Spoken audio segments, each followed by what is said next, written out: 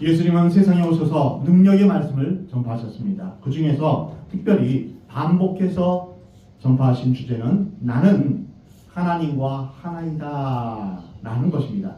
예수님이 십자가에 못 박혀 돌아가시게 된 결정적인 요인은 바리새파 사람들과 율법학자들이 고소한 사건 때문입니다. 고소의 내용을 보면 예수님이 자신을 스스로 하나님이라고 주장한 것입니다. 유대인들은 예수님의 주장에 대해서 하나님을 모독한 것이다, 신성모독이다 라며 분개했습니다. 이것 때문에 예수님을 죽이려고 했던 것이죠. 그러나 예수님은 나는 하나님 아버지와 하나이다 라고 일관되게 분명히 말씀하셨습니다. 오늘 본문 19절에 그러므로 예수께서 그들에게 이르시되 내가 진실로 진실로 너희에게 이르노니 아들이 아버지께서 하시는 일을 보지 않고는 아무것도 스스로 할 수 없나니 아버지께서 행하시는 그것을 아들도 그와 같이 행하느니라. 예수님은 자신이 하는 모든 일이 하나님 아버지께서 하신 일이다 라고 주장하셨습니다. 나는 내 뜻을 이루기 위한 것이 아니라 하나님의 뜻을 이루기 위해 왔다 라고 말씀하셨습니다. 예수님이 알아서 스스로 하신 일은 하나도 없다는 것이죠. 하나님과 예수님은 온전히 하나라는 것입니다. 우리는 여기서 몇 가지 사실을 알 수 있습니다. 첫 번째로 성부 하나님과 성자 예수님의 진정한 관계는 일치와 투명성이라는 것입니다. 아버지와 아들은 서로 숨기는 게 없이 유리알처럼 맑은 관계입니다. 아버지의 뜻은 아들에게 원래대로 전달되어서 하나도 빠짐없이 아무 차질 없이 그대로 진행됩니다.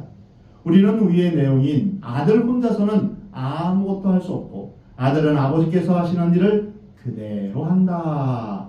이 말씀을 잘 실감하지 못합니다. 인간인 우리가 겪고 있는 아버지와 아들의 관계는 예수님의 말씀과 너무나 거리가 멀기 때문입니다. 요즘 많은 아버지들이 자녀와의 관계 유지에 실패하는 바람에 고심하고는 합니다. 물론 아버지를 존경하고 그 뜻에 맞게 사는 자녀들도 있습니다.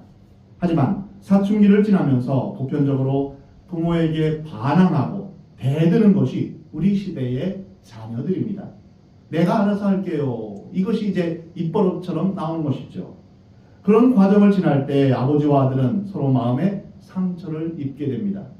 이것이 인간 사회의 아버지와 아들의 관계입니다. 죄를 지은 인간의 적나라한 모습이기도 합니다.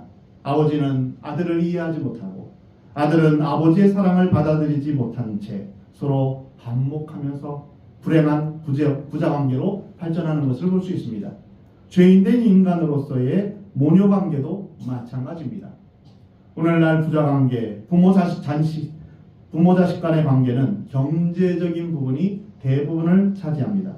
아버지가 아들에게 학비를 주거나 생활비를 주거나 용돈을 주니까 그나마 서로 연결의 끈을 잇고 있는 것입니다. 어찌 보면 아들이 아버지에게 원하는 것은 유산뿐인지 모르겠다 이런 생각도 듭니다. 어떤 아들은 아버지에게 빨리 재산을 내놓으라고 윽박지르기도 합니다. 그런 아들의 대표적인 예가 바로 성경에 나오는 탕자입니다. 유산은 아버지가 돌아가신 후에 유족들이 나눠 갖는 것이 원칙입니다. 그런데 탕자는 살아있는 아버지에게 자신의 몫을 달라고 졸라서 받아냅니다. 이것만큼 불효자는 없습니다. 아버지가 살아계신데 유산을 달라 하는 것은 아버지를 죽은 사람 취급하는 것이죠. 거기에 더해서 이 유산을 받아갖고는 먼 곳으로 가서 자기 마음대로 그 재산을 다 탕진하고 써버립니다. 참으로 불행한 부자관계가 아닐 수 없습니다. 일반적인 아버지라면 이런 탕자 아들에게 사랑 대신에 미움, 축복 대신에 저주를 품게 됩니다. 우리나라 같으면 아들을 호적에서 파내겠다라고 말할 것입니다. 사회적으로 덕망 있는 아버지라 하더라도 집 나간 아들 때문에 고통을 겪는 것이 지금 시대의 자화상입니다. 사랑하는 성도 여러분, 여러분은 행복하시기를 원하십니까? 그렇다면 진정한 행복은 어디에서 올까요? 여러분 이것을 반드시 기억하시 바랍니다. 진정한 행복은 관계에서 오는 것입니다. 진정한 행복은 아버지와 자녀의 관계를 회복하는 것입니다. 진정한 행복은 하나님 아버지와의 관계가 회복되어야만 합니다. 그 이후에 사람과 사람 사이의 관계가 회복되는 것입니다. 우리가 하나님의 자녀로서 하나님과의 관계가 회복되어야 진짜 행복을 느낄 수 있고 누릴 수 있습니다. 하나님 아닌 다른 곳에서 행복을 자꾸만 찾으려고 한다면 그것은 중독이 되고 맙니다. 잠깐 행복을 느낄 수 있어도 그것이 진정한 행복을 우리에게 가져다 주지 못하기 때문입니다. 사랑하는 성도 여러분, 모두 우리의 아버지 되신 하나님을 만남으로 진정한 행복을 누리시는 여러분 되시기를 주의 이름으로 축원합니다. 모든 불행은 무엇 때문일까요? 죄 때문입니다. 죄는 관계를 깨뜨립니다. 자기가 주인이 되어서 살아가는 것이 죄인데 바로 살인, 사기, 음행, 도둑질, 그리고 미움, 다툼 이런 모든 것들은 관계를 깨뜨리는 것입니다. 관계를 회복하기 위해서는 죄를 고백하고 또한 죄의 용서함을 받아야 됩니다. 우리 하나님 앞에 나와서 죄의 용서함을 받고 하나님 아버지의 관계가 회복될 때 진짜 행복이 시작되는 것입니다. 부자 관계가 일치하고 투명해지면 구원과 기쁨 또한 축복이 임합니다. 반대로 부자 관계가 소원해지면 무엇보다도 대화가 단절됩니다. 대화가 단절되면 만남도 없어지고 마침내 아버지와 아들의 관계마저 끊어집니다. 교제가 점점점 없어지면 나중에는 관계마저 끊어진다는 것이죠. 주변에서 부자 간의 불행한 관계가 아버지가 병들어 죽을 때까지 계속되는 것을 종종 볼 수 있습니다. 그러나 예수님은 자신과 하나님 아버지와의 올바른 관계를 정확하게 설명하시면서 또한 우리에게 말씀하십니다. 우리가 세상에서 흔히 볼 수 있고 경험하는 부자 관계와는 전혀 다른 것입니다. 하나님의 사랑이 인간의 사랑과 절대적으로 다릅니다. 하나님의 사랑은 아가페의 사랑입니다. 무조건적인 사랑입니다. 마찬가지로 성부 하나님과 성자 예수님의 관계는 인간의 부자 관계보다 절대적으로 월등히 탁월한 것입니다. 빌립은 예수님에게 주여 우리에게 아버지를 보여주옵소서. 그러면 저희가 더 바랄 게 없겠습니다. 이렇게 간청했을 때 예수님은 말씀하십니다. 빌립아, 내가 그렇게 오랫동안 너희와 함께 있었는데도 내가 나를 모르느냐? 누구든지 나를 본 사람은 아버지를 본 것이다 라고 말씀하셨습니다. 이는 내가 아버지 안에 있고 아버지가 내 안에 계시다는 것을 알지 못하느냐? 내가 너희에게 하는 말은 내 말이 아니다. 오직 살아계시는 아버지께서 내 안에 계시면서 자신의 일을 하는 것이다. 예수님의 말씀과 생각, 감정, 행동은 모두 하나님으로부터 나온 것입니다.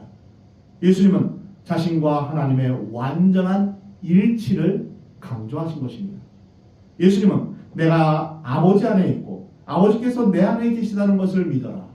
믿지 못하겠거든 내가 행하는 그 일들을 보아서라도 믿어라. 예수님이 행하실 수많은 기적들, 이적들을 보면서 와, 예수님이 하나님과 함께 계시는구나 라는 것을 믿어야 한다는 것이죠. 내가 진실로 진실로 너희에게 말한다. 누구든지 나를 믿는 사람은 내가 하는 일들을 그도 할 것이요 이보다 더 큰 일도 할 것이다. 그것은 내가 아버지께로 가기 때문이다. 예수님의 말씀에는 하나님 아버지의 뜻이 들어 있습니다. 우리의 말이나 생각, 감정, 행동이 예수님과 일치한다면 얼마나 좋을까요? 온유하고 겸손하신 그 예수님의 마음이 나의 마음이라면 얼마나 좋을까요? 언제나 평안과 감사가 넘쳐났던 그 예수님의 그 말투와 또한 눈빛과 그런 행동을 우리가 그대로 본받으면 얼마나 좋을까요? 예수님이 우리에게 원하시는 것이 바로 이것입니다. 하나님께서 우리에게 원하시는 것이 바로 이것입니다. 예수님은 말씀하십니다. 요한복음 15장 5절에서 나는 포도나무여 너희는 가지니 저가 내 안에 내가 저 안에 있으면 그 사람은 열매를 많이 맺을 것이요 너희가 나를 떠나서는 아무것도 할 수 없을 것이다. 예수님이 내 안에 내가 예수님 안에 있는 것을 하나님은 원하십니다. 예수님은 원하십니다. 제가 예전에 제주 열방대학에서 이제 예배를 이제 2시간 드리고 나서 이제 묵상 기도를 하러 나갔습니다. 산책하면서 이제 기도하는 것을 좋아했는데요. 이제 제가 묵상 기도를 하면서 산책하면서 하나님 앞에 기도합니다. 하나님, 제가 무엇을 위해서 기도할까요? 이렇게 주님 앞에 기도했을 때 주님의 음성이 들려왔습니다. 너는 내 안에 거하라. 그때 저는 깨달았습니다. 하나님께서 내게 원하시는 것은 내가 주님 안에 거하는 것이구나. 이것을 깨달았습니다. 너는 내 안에 거하라. 그렇습니다. 예수님이 내 안에, 내가 예수님 안에 있는 것. 이것이 바로 주님이 원하시는 것입니다. 저를 따라해 보시기 바랍니다. 예수님이 내 안에, 내가 예수님 안에. 성부 하나님과 성자 예수님이 완전히 하나가 된 것 같이 우리도 또한 우리가 예수님과 하나 된 삶을 하나님은 원하신다는 것입니다. 그것을 반드시 기억하시 바랍니다. 인간은 언제나 반항하려는 본성이 있습니다. 특히 타인에게 배타적이고 독선적인 본성을 가지고 있습니다. 인간의 마음의 본질적인 상처는 거절당한 데서 옵니다. 따라서 인간은 자신을 용납해주지 않고 거부하는 상대방에 대해서 분노와 미움을 갖게 됩니다. 사랑하는 성도 여러분, 여러분 안에 반항의 체질이 없어지기를 기도하십시오. 반항은 마귀의 속성입니다. 여러분, 분노의 체질이 없어지기를 간구하시 바랍니다. 내 마음 가운데 불쑥불쑥 솟아나는 그 욱하는 그것은 하나님의 마음이 아닙니다. 분내는 것은, 사람이 분내는 것은 하나님의 의를 이루지 못합니다. 그래서 우리는 이 반항과 분노의 체질이 없어지기를 우리는 주님 앞에 기도해야 할 것입니다. 마음속에 남아있는 모든 상처가 봄날의 눈 녹듯 사라지기를 예수 그리스도의 이름으로 축원합니다. 사랑은 미움보다 크고 포기는 소유보다 강합니다. 예수님 주변에 있었던 수많은 사람들이 변화되었듯이 우리 자신이 변화될 때 주변 사람도 저절로 변화될 것입니다. 문제는 내가 다른 사람을 변화시키려고 잔소리하거나 윽박지르거나 조정하거나 해서는 안 된다는 것입니다. 내가 먼저 변화되어야 됩니다. 내가 주님 안에서 온전히 예수님의 마음으로 변화되기를 먼저 기도하시기 바랍니다. 예수님은 이렇게 중보하셨습니다. 요한복음 17장에서 아버지여, 아버지께서 내 안에, 내가 아버지 안에 있는 것 같이 그들도 다 하나가 되어 우리 안에 있게 하사 세상으로 아버지께서 나를 보내신 것을 믿게 하옵소서. 내게 주신 영광을 내가 그들에게 주었사오니 이는 우리가 하나 된 것 같이 그들도 하나가 되게 하려 합니다. 교회는 하나님의 뜻에 따라서 목회자와 성도들 간의 비전이 동일해야 됩니다. 교회 공동체는 같은 꿈을 꾸고 한 가지 생각으로 행동해야 합니다. 100명이 모여 한 마음을 이룬다면 1만 명이 가진 힘과 같아지고 1만 명이 모여 한 마음을 이룬다면 하나가 될 수 있습니다. 부부 사이에도 생각이 다르면 복잡해집니다. 부모나 형제 사이도 마찬가지입니다. 그러나 예수님은 아버지여, 아버지께서 내 안에 계시고 내가 아버지 안에 있는 것 같이 그들도 모두 하나가 되게 하옵소서. 그들도 우리 안에 있게 해서 아버지께서 나를 보내셨다는 것을 세상이 믿게 하옵소서. 마귀가 원하는 것은 분열과 다툼과 나뉘는 것입니다. 하나님은 우리를 향하여서 하나 되기를 원하십니다. 오늘 본문 요한복음 5장 20절에서 예수님은 이렇게 말씀하십니다. 아버지께서 아들을 사랑하사 자기가 행하시는 것을 다 아들에게 보이시고 또 그보다 더 큰 일을 보이사 너희로 놀랍게 여기게 하시리라. 이 말씀에서 우리는 하나님 아버지의 투명성을 우리가 볼 수 있습니다. 하나님은 숨기시는 것이 없는 분이십니다. 하나님의 투명성은 인간에게 깊은 신뢰감을 갖도록 합니다. 심지어는 세상 마지막 끝날에 관한 일까지도 우리에게 다 알려주셨습니다. 그것이 바로 요한계시록입니다. 또한 우리가 하나님의 말씀을 읽다 보면 하나님의 뜻과 계획을 우리가 다 알 수 있습니다. 우리가 그것을 알지 못하는 것은 우리가 게을러서 말씀을 등한시하고 말씀을 듣지도 않고 말씀을 읽지 않기 때문에 하나님의 뜻을 우리가 분별할 수 없어서입니다. 하나님은 이미 말씀을 통해서 하나님의 뜻과 계획을 우리에게 알려주셨습니다. 충분히 알 수 있도록 우리에게 계시하셨습니다. 이와 같이 성부 하나님과 성자 예수님은 하나가 되었고 일치와 투명성의 관계를 가지고 있습니다. 두 번째는 성부 하나님과 성자 예수님의 진정한 관계는 부활 능력의 이양입니다. 오늘 보면 21절에 아버지께서 죽은 자들을 일으켜 살리신 것 같이 아들도 자기가 원하는 자들을 살리느니라. 우리는 하나님 아버지의 매우 독특하신 성품을 여기서 발견하게 됩니다. 바로 독생자 예수님이 등장하시면서 하나님 아버지의 역할을 끝내신다는 것입니다. 인간 세계에서는 아들이 등장해도 아버지는 계속 역할 담당을 고집하는 바람에 종종 문제가 생깁니다. 그래서 조선시대의 왕이 등극했는데 상왕이라고 하죠. 아버지 왕이 잠깐 영향력을 행사하면 이제 충돌하게 됩니다. 권력계층에서 후계자 전승이 잘 되지 않는 것도 그런 이유입니다. 전임자는 모든 일을 후임자에게 넘기고 물러가야 되는데 계속 영향력을 행사하는 데서 갈등이 생기는 것이죠. 하나님은 원래 부활이십니다. 생명이십니다. 죽은 자를 살리시고 없는 것을 있는 것 같이 부르시는 그러한 능력의 하나님이십니다. 부활의 하나님이십니다. 로마서 4장 17절에 기록된 바 내가 너를 많은 민족의 조상으로 세웠다 하신 것 같으니 그가 믿은 바 하나님은 죽은 자를 살리시며 없는 것을 있는 것으로 부르시는 이시다. 하나님은 약속하신 대로 아브라함이 100세가 되자 의학적으로나 생물학적으로 더는 임신이 안 되는 임신의 가능성이 없는 사라에게 아기를 잉태하게 하셨습니다. 90세의 사라가 임신이 가능했던 이유는 하나님이 부활이시기 때문입니다. 죽은 자와 같았던 사라의 몸에 생명을 불어넣으신 것입니다. 로마서 4장 19절에 그가 100세나 되어 자기 몸이 죽은 것 같고 사라의 태가 죽은 것 같음을 알고도 믿음이 약하여지지 아니하고 믿음이 없어 하나님의 약속을 의심하지 않고 믿음으로 견고하여져서 하나님께 영광을 돌렸다. 부활이신 하나님은 늙은 여인인 사라의 태에 아기를 잉태케 하는 복을 허락하셨습니다. 하나님은 불가능을 가능으로 바꾸시는 능력이시며 부활의 생명이시기 때문입니다. 히브리서 11장에서 아브라함은 시험을 받을 때 믿음으로 이삭을 드렸으니 그는 약속들을 받은 자로 돼 그 외아들을 드렸느니라. 그에게 이미 말씀하시기를 내 자손이라 칭할 자는 이삭으로 말미암으리라 하였으니 그가 하나님이 능히 이삭을 죽은 자 가운데서 다시 살리실 줄로 생각한지라.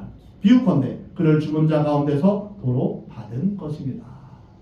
아브라함은 이삭 때문에 불가능해서 생명을 얻는 경험을 했습니다.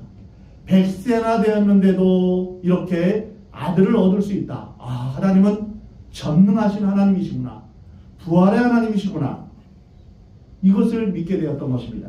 하나님께서 이삭을 내놓으라 하셨을 때도 아브라함은 하나님께서 다시 이삭을 살리실 것이다.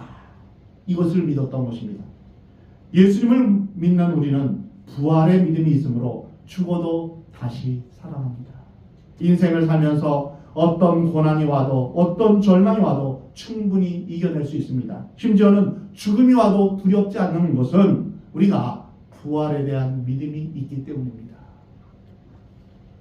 아브라함은 이삭을 데리고 모리아산으로 올라갔습니다. 아버지로서 아들의 몸에 칼을 댈 수 있었던 것은 하나님께서 이 아들을 죽여도 다시 살리실 것이다 라는 믿음이 있었기 때문입니다. 그러나 아브라함이 이삭을 죽이는 것으로 모든 것이 끝난 것이 아닙니다. 예수님이 십자가에 못 박혀 죽으심으로 모든 일이 끝난 것이 아닙니다. 부활이 남아 있습니다. 하나님께서 십자가에 못 박히신 그 예수님을 다시 살리신 것입니다. 우리는 죽어도 다시 산다는 믿음이 있습니다. 우리가 믿는 하나님은 부활이시기 때문입니다. 예수님은 십자가에 못 박혀 죽으셨지만 하나님은 부활의 능력으로 독생자 예수 그리스도를 다시 살리셨습니다. 여기서 중요한 것은 예수님이 인간을 구원하려고 육신을 입고 이 세상에 오셨을 때부터 하나님께서 부활의 모든 권능을 예수님께 이양했다라는 사실입니다. 아버지와 아들 사이의 신뢰관계를 이미 형성한 것입니다. 인간관계에서 신뢰가 잘 형성되지 않는 것은 서로 조종하려고 하기 때문입니다.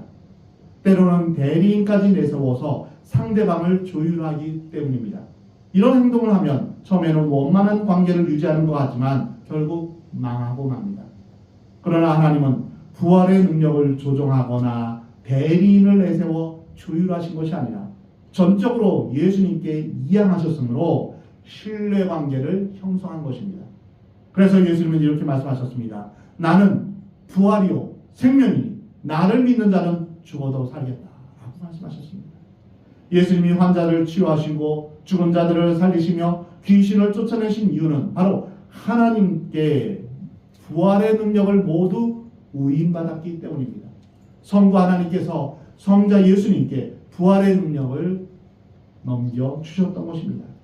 기적과 부활은 모두 예수님의 것입니다. 누구든지 예수 그리스도를 부르고 주님 안에 거하면, 예수님 안에 거하기만 하면 예수님의 부활과 기적의 능력을 동시에 체험할 수 있는 것입니다. 여러분 안에도 예수 그리스도로 말미암아 하나님께서 예수님에게 주신 그 부활의 능력이 우리에게도 동일하게 적용되어서 우리가 예수 그리스도를 믿을 때 우리도 또한 부활하게 될 것을 믿으시 바랍니다. 예수님이 부활의 첫 열매로서 부활하셨듯이 우리도 예수님을 믿는 우리도 그 부활의 길을 가게 될 것을 여러분 믿으시 바랍니다. 세 번째로 성부 하나님과 성자 예수님의 진정한 관계에서 일치와 투명성, 부활 능력의 이양, 이것보다 더 중요한 게 있습니다. 세 번째로 그것은 심판 권리의 이양입니다. 오늘 보면 22절에서 아버지께서 아무도 심판하지 아니하시고 심판을 다 아들에게 맡기셨다. 아들에게 맡기셨다. 이는 모든 사람으로 아버지를 공경하는 것 같이 아들을 공경하게 하려 하심이라. 아들을 공경하지 아니하는 자는 그를 보내신 아버지도 공경하지 아니하느니라. 하나님은 예수님에게 부활의 능력도 주셨고 동시에 심판의 권리도 이양하셨습니다. 구약시대에 하나님은 친히 죄악과 불순종을 심판하셨습니다. 우리는 바벨탑 사건이나 노아 홍수의 사건, 소돔과 고모라의 멸망 등을 이미 잘 알고 있습니다. 하나님은 이스라엘 백성들이 불순종했을 때 징계를 내리시고 죽음을 허락하시며 이웃 나라의 포로로 잡혀가기도 하셨습니다. 전염병을 보내시기도 하시고 이방 사람들을 받아들인 이스라엘을 징계하시기도 하셨습니다. 이스라엘을 괴롭힌 이집트는 물론이고 아스리아, 바벨론, 페르시아, 로마까지 하나님의 주권 아래 하루아침에 손바닥 뒤집듯 하나님께서 그들을 심판하셨습니다. 온 세상은 하나님의 심판의 권세 아래 놓여 있습니다. 하나님께서 직접 역사를 심판하시는 것입니다. 그런데 예수 그리스도께서 이 세상에 오심으로 인하여서 하나님께서 친히 행하시던 그 심판을 예수님에게 완전히 넘기신 것입니다. 하나님 아버지를 두려워하고 존경하는 사람들의 마음을 예수 그리스도 독생자에게 옮기신 것입니다. 하나님을 존경하는 마음을 예수님께로 옮기게 하신 것입니다. 예수님의 심판 기준은 그러면 무엇일까요? 예수님의 심판 기준은 이러합니다. 누구든지 하나님의 아들을 믿는 자는 구원을 얻지만 그 아들을 믿지 않는 자는 영원한 심판을 받는다라고 말씀하십니다. 우리가 잘 아는 요한복음 3장 16절 하나님이 세상을 이처럼 사랑하사 독생자를 주셨으니 이는 그를 믿는 자마다 멸망하지 않고 영생을 얻게 하려 하십니다. 여기서 반대로 말하면 어떻게 될까요? 그를 믿는 자마다 멸망하지 않는다라고 했는데 믿지 않는 자가 있다면 어떻게 될까요? 믿지 않으면 멸망당합니다. 이것이 성경에 나타난 진리입니다. 하나님이 행하시는 심판의 권능을 예수님이 전권 위임을 받은 것입니다. 구약에서 하나님의 심판은 물리적이었지만 신약에서 예수님의 심판은 구원론적입니다. 하나님의 사람으로 건지고 또한 구원하기 위해서 예수님이 이 땅에 오신 것입니다. 요한복음 5장 24절에 내가 진실로 진실로 너희에게 이르노니 내 말을 듣고 또 나 보내신 이를 믿는 자는 영생을 얻었고 심판에 이르지 아니하나니 사망에서 생명으로 옮겼느니라. 여기서 예수님이 행하시는 심판의 기준이 두 개가 있습니다. 무엇입니까? 누구든지 내 말을 듣고, 이게 첫 번째입니다. 내 말을 듣고. 두 번째는 나를 보내신 분을 믿는 것입니다. 즉 하나님을 믿는 것입니다. 이 말씀은 너무 중요하기 때문에 다음 주에 한 번 더 하겠습니다. 한번 요한복음 5장 24절을 같이 한 목소리로 읽겠습니다. 내가 진실로 진실로 너희에게 이르노니 내 말을 듣고 또 나 보내신 이를 믿는 자는 영생을 얻었고 심판에 이르지 아니하나니 사망에서 생명으로 옮겼느니라. 아멘. 이 말씀을 반드시 기억하시 바랍니다. 암송하시 바랍니다. 내 말을 듣고 나 보내신 이를 믿는 자는 영생을 얻었고 심판에 이르지 않는다. 사망에서 생명으로 옮겨진다. 세상에는 수많은 종류의 신들이 있습니다. 알라, 부처 등을 비롯해서 심지어는 일본에 800만 개의 잡다한 신이 있다고 합니다. 하지만 오직 유일하신 신은 하나님은 오직 한 분뿐이십니다. 그리고 예수 그리스도는 하나님이십니다. 세상에 많은 사람들이 범신론을 믿습니다. 이 범신론은 모든 것이 신이 될 수 있다, 이러한 사상입니다. 너도 신이 될 수 있다, 이런 마귀의 그런 거짓말입니다. 많은 사람들이 범신론을 믿으면서 대부분 하나님은 있다라고 말합니다. 그러나 예수님이 하나님의 아들이라는 사실을 말해주면 얼굴을 찡기르기 시작합니다. 예수님만이 하나님께 갈 수 있는 유일한 길이다, 예수님의 유일성에 대해서 말하면 사람들이 반감을 품습니다. 예수님에 대해서 모르기 때문이죠. 인간은 하나님과 예수님이 하나라는 사실을 잘 이해하지 못하기 때문입니다. 진실로 진실로 너희에게 이르노니 죽은 자들이 하나님의 아들의 음성을 들을 때가 오나니 곧 이때라. 듣는 자는 살아나리라. 예수님이 행하시는 또 다른 심판의 기준은 하나님의 아들의 음성을 듣는 사람입니다. 예수님은 목자가 되어주십니다. 우리는 양입니다. 양은 목자의 음성을 들어야 됩니다. 사랑하는 성도 여러분 매일매일 주의 음성을 듣기를 주님 앞에 기도하시 바랍니다. 주님께서 하시는 그 말씀을 따라서 살아가야지, 주님이 뭐라고 말씀하시건 나는 상관없이 그냥 내 갈 길 갈란다, 이것은 양으로서의 삶이 아닙니다. 우리는 매일 아침마다 일어나서 매일 성경을 가지고 말씀을 묵상하면서 하나님은 어떠한 분이신가, 또 나에게 주시는 하나님의 교훈은 무엇인가 찬양하며 기도하며 말씀을 보면서 하나님의 음성을 듣기를 우리는 매일매일 주님 앞에 꾸준히 기도해야 됩니다. 주님의 음성을 따라 순종하며 살아야 됩니다. 양은 목자의 음성을 따른다라고 말씀하고 있는 것입니다. 바로 심판의 기준이 바로 이와 같습니다. 하나님의 아들의 음성을 듣는가 듣지 않는가. 아버지께서 자기 속에 생명이 있음 같이 아들에게도 생명을 주어 그 속에 있게 하려 하셨고 또 인자됨으로 말미암아 심판하는 권한을 주셨느니라. 이를 놀랍게 여기지 말라. 무덤 속에 있는 자가 다 그의 음성을 들을 때가 오나니 선한 일을 행한 자는 생명의 부활로 악한 일을 행한 자는 심판의 부활로 나오리라. 다음 주에 하겠지만 이 선하다 악하다라는 건 우리가 생각하는 것은 착하다 나쁘다 이런 개념이 아닙니다. 오직 하나님만이 선하신 분이며 선한 일은 바로 하나님의 뜻대로 하나님이 원하시는 기준대로 사는 것이 선한 것입니다. 이 말씀은 성부 하나님과 성자 예수님의 진정한 관계에 대한 정의입니다. 이 말씀을 우리에게 자주 하신 이유는 구원의 은혜도 예수님께 달려있고 부활의 능력도 예수님께 있고 심판의 기준도 예수님께 있음을 알려주시기 위함입니다. 구원도 예수님께 있고 부활의 능력도 예수님께 있습니다. 심판의 기준도 예수님께 있습니다.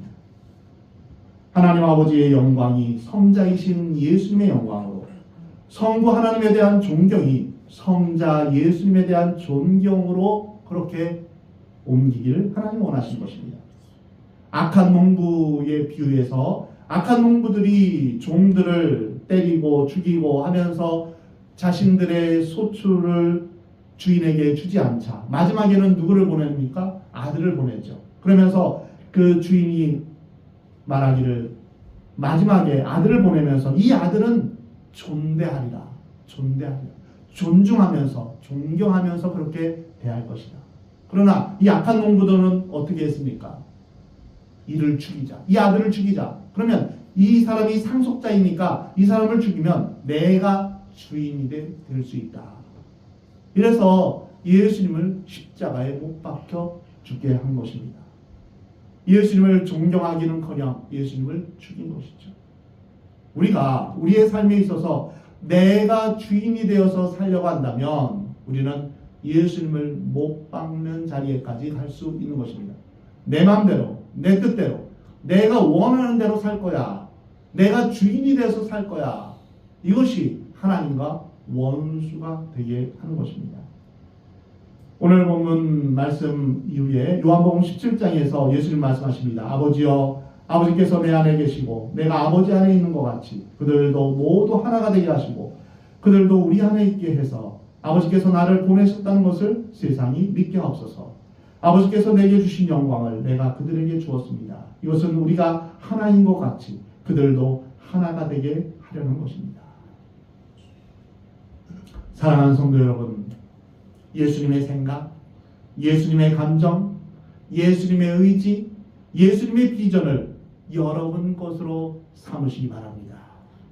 예수님이 십자가에 죽으심으로 우리의 죄를 용서하심은 하나님 아버지와의 관계로 초청하신 것입니다. 우리를 단지 구해 주셔서 천국에 올려 보낸 다음에 우리가 그냥 편히 놀고 쉬고 먹고 그냥 거기서 마음 편하게 그냥 편하게 그냥 쉬자 이러려고 우리를 구원하신 것이 아닙니다. 우리의 구원의 목적은 하나님과의 관계가 회복되게 하기 위한 것입니다. 에덴 동산에서 죄를 지은 아담과 하와가 어떻게 됐습니까? 에덴 동산에서 쫓겨났습니다. 관계가 깨어진 것이죠. 하나님을 만나고 싶어도 만날 수가 없는 것입니다. 그 깨어진 관계를 누가 이어주신 것입니까? 예수님이 다리 역할을 해서 이어준 것입니다. 예수님을 믿는 모든 자마다 하나님의 자녀가 된 권세를 주시겠다고 약속하셨습니다. 요한복음 1장 12절에 영접하는 자, 곧 그 이름을 믿는 자들에게는 하나님의 자녀가 되는 권세를 주셨습니다.